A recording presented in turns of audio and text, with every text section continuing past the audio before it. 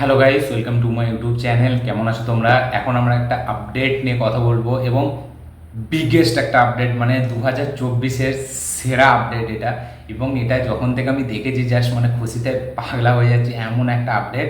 এবং এই আপডেটটা আমি লেটেস্ট ভিডিওর আপডেটে বলতে পারছি না, কারণ এই আপডেটটা একদিকে, বাকি সব আপডেট একদিকে, তাই জন্য এর একটা সেপারেট ভিডিও আমি করছি।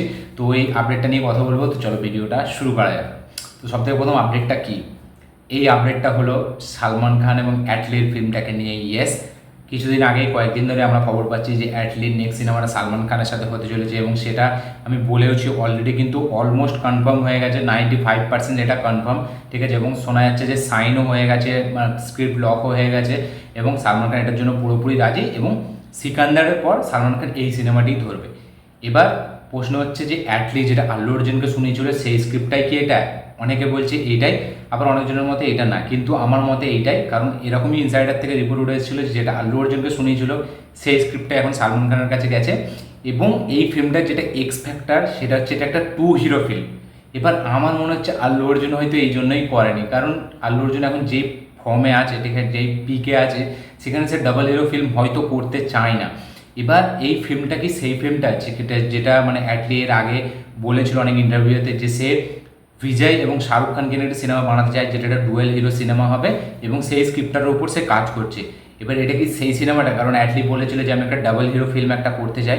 এবার এইখানে এই সিনেমাটি যখন থেকে মানে কথাবার্তা ওঠে, চর্চা হয়, আপডেট উঠে আসতে থাকে, তো তখন শোনা গেছিলো যে রণবীর সিং এই সিনেমাটিতে থাকবে, কিন্তু পরে আবার শোনা যায় যে না, রণবীর সিং এই সিনেমায় থাকছে না, এবং অ্যাটলিস্ট সাউথ থেকেই কোনো একটা এ লিস্টের বড় সুপারস্টারকে এই সিনেমায় আনতে চলেছে।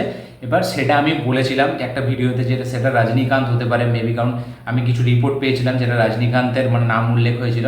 তো এবার আমি বলেছিলাম যে রজনীকান্ত হতে চলেছে।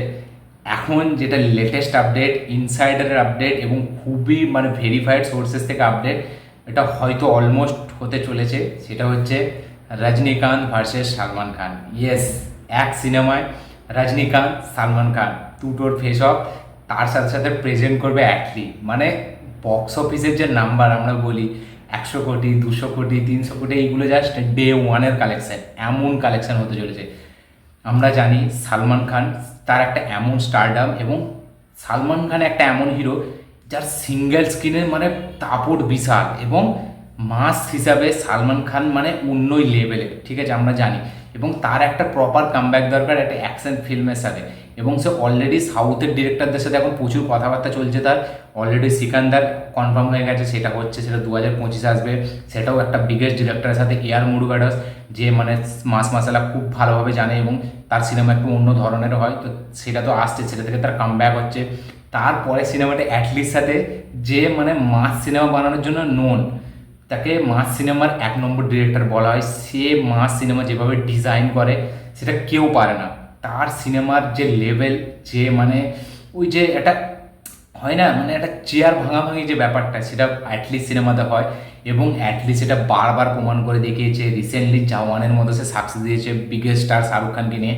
তারপরে সে আসছে ইন্ডিয়ার number 1 star, mega star Salman খানের সাথে, এবং সেখানে তার সাথে এমন একটা হিরো যার কিনা সালমান খানের মতোই পপুলারিটি, তার মতোই মানে তার স্টারডাম, মানে তার সিনেমা তার এলাকায় মানে যখনই রিলিজ হয় ফার্স্ট ডেতেই 50-60 কোটি কোনো ব্যাপার নয়, যার স্টারডমের লেভেল অন্যই লেভেলের, এবং যে রিসেন্টলি জেলারের মতো একটা বিগেস্ট ব্লকবাস্টার দিয়েছে, যার শুধু এইখানে ফ্যান ফলোয়িং নয়, বাইরেও বিশাল ফ্যান ফলোয়িং, তার নাম হচ্ছে রজনীকান্ত।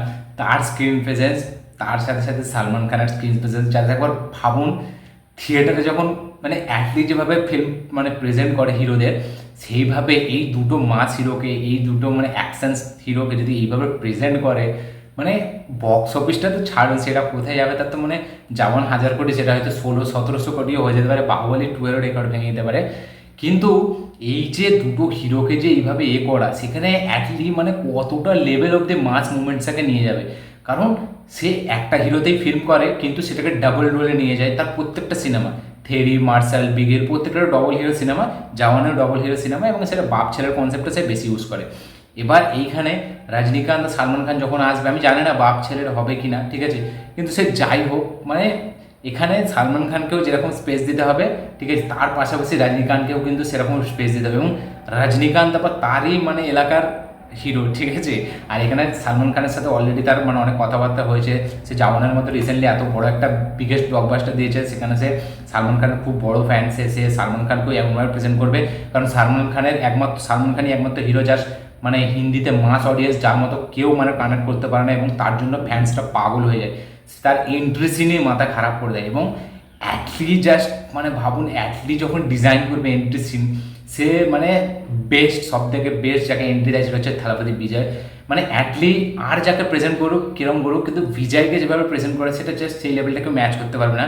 কিন্তু সে শাহরুখ খানকে যেভাবে প্রেজেন্ট করলো বলিউডের মানে ভাষায়, সেইটা জাস্ট মানে তার ফ্যান্সরা এখন ভুলতে পারে না, এবং বলিউডেরই নর্থ ইন্ডিয়াতে কেউ ভুলতে পারেনি যে শাহরুখ খানকে কেউ এরকম প্রেজেন্ট করেছে। এবার শাহরুখ খান একটা রোম্যান্টিক হিরো, তারকে সেরকমভাবে যদি এরকম প্রেজেন্ট করতে পারে। সালমান খান হচ্ছে অ্যাকশন স্টার, ঠিক আছে, অ্যাকশন কিং, সে মেগা স্টার। মানে Salman Khan known for the action, তার মানে স্টাইলটাই আলাদা অ্যাকশনে। সে ওয়ান্টেড বলুন, দাবাং বলুন, কিক বলুন, তাকে যখন অ্যাটলিস্ট প্রেজেন্ট করবে মানে জাস্ট ভাবুন।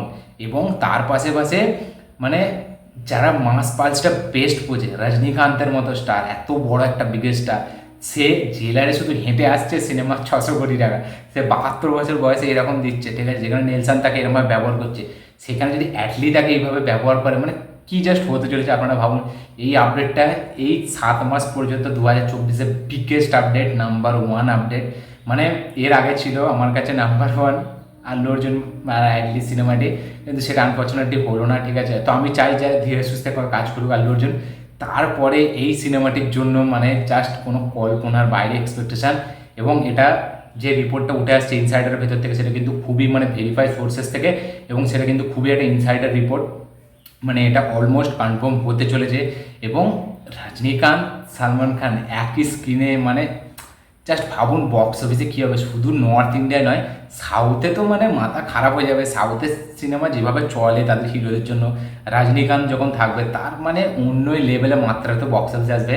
তার পাশাপাশি সালমান খান এতদিন পর কামব্যাক, একটা অ্যাকশন মানে এক ফিল্মে, তার আগে সিকান্দারের মতো দেশে কামব্যাক করে নেবে। সেইখানে জাস্ট ভাবুন যে নর্থ ইন্ডিয়ায় এই যে সব বলছিল সালমান খানের সিন সে বাঁচাচ্ছে, ভাই দাঁড়া, আসছে বস, আসছে মেগাস্টার আসছে, মানে অন্য লেভেলের তাবাই হতে চলেছে। এই আপডেটটা বেশ সত্যি বলছি, সকাল থেকে খালি ভাবছিলাম কখন ভিডিওটা বানাবো। আনফর্চুনেটলি একটু কাজে ব্যস্ত ছিলাম, তাই ভিডিওটা বানাতে পারিনি, তাই জন্য এই ভিডিওটা আলাদাভাবে বানালাম। জাস্ট মানে মাথা খারাপ, মাথা ঘোরানো আপডেট এটা। রজনীকান্ত সালমান খান এক সিনেমায়, ডিরেক্টর অ্যাটলি, এরটার থেকে বড় কিছু হতে পারে না। মানে এটা অন্য ডিরেক্টর হলে আমি হয়তো সেই লেভেলের খুশি হতাম না, কিন্তু অ্যাটলি মানে যার মাস মুভমেন্টসের জন্য যাকে জানা যায়, যার মাস মুভমেন্ট বাকি সব ডিরেক্টরদের থেকে আলাদা, যার মাস মুভমেন্ট আপনি 1000বার দেখবেন, 1000বারই এনজয় করবেন, সে যখন আসবে, ঠিক আছে। এবং যদি বাই চান্স অনিরুদ্ধকে নিয়ে নেয় মিউজিকে, ভাই জাস্ট কল্পনা করতে পারবেন না কোন লেভেলে যেতে চলেছে সিনেমাটি। অনিরুদ্ধ সে দুটো অ্যাকশন স্টারকে যখন মিউজিক দেবে, সিনেমাটার হাইপ এইটুকানি থাকলে সে হাইপটাকে এই লেভেলে নিয়ে চলে যাবে।